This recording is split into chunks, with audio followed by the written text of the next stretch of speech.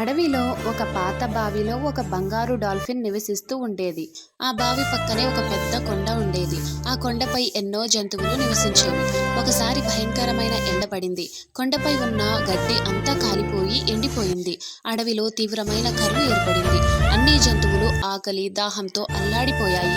బలహీనమైన జంతువులు తడబడుతూ బావి దగ్గరకు వచ్చి అక్కడే కుప్పకూలి స్పృహ కోల్పోయాయి. బావిలో నీరు తగ్గిపోవటంతో డాల్ఫిన్ కూడా అల్లాడిపోయింది. ఇదంతా చూసిన ఒక పెద్ద కుందేలు కోపంతో కొండవైపు పరిగెత్తింది.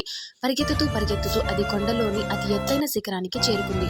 అక్కడ అకస్మాత్తుగా ఒక పాత థమ్సప్ బాటిల్ కనిపించింది. ఇంకా కుందేలు ఆ బాటిల్ తీసుకొని వెంటనే తెరిచి మొత్తం తాగేసింది. థమ్సప్ దాన్ని కడుపులో వెళ్ళంగానే దాని శరీరం అంతా మెరుపుల లాంటి శక్తి పాకింది.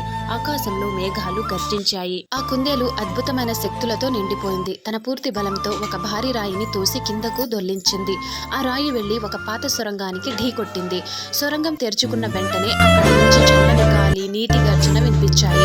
కొద్దిసేపట్లోనే సొరంగం నుంచి నీటి ప్రవాహం ఉప్పెనలా బయటకు వచ్చి మొత్తం అడవిని నింపేసింది. బావి కూడా నిండిపోయింది. అన్ని జంతువులు ఆనందంగా నీరు తాగాయి. బంగారు డాల్ఫిన్ బయటికి వచ్చి మరి ఆనందంతో ఎగిరి గంతులు వేసింది. చివరికి ఆ కొండ మొత్తం మళ్ళీ పచ్చగా మారిపోయింది. ఇంత కష్టం